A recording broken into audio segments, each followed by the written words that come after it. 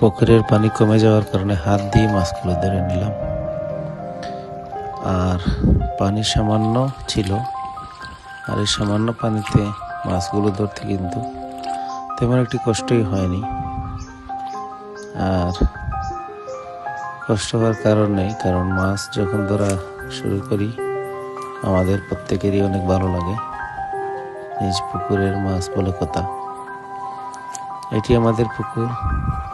আর এখন যেহেতু রমজানের মাস, আর আপনারা জানেন এই ঠান্ডার সময় পানিগুলো কমে যায়। পুকুরের পানি কমে গেলে মাছগুলোও হাত দিয়ে ধরা সম্ভব হয়।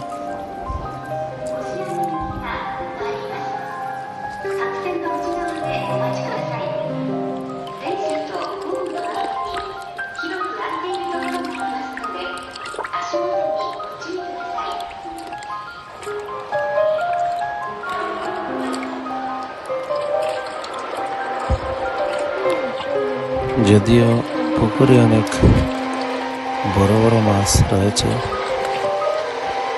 কিন্তু বড় মাছগুলো আমি হাত দিয়ে ধরতে সম্ভব করতে পারিনি। না পারার কারণে এই কই মাছ, তারপরে আরো অন্যান্য বিভিন্ন ধরনের মাছ আপনারা দেখতে পাচ্ছেন, এগুলো ধরলাম। মাছগুলো আসলে অনেক সুন্দর। যদি ভালো লেগে থাকে কমেন্টে জানাবেন আপনারাও কি এরকম হাত দিয়ে কখনো মাছ ধরেছিলেন।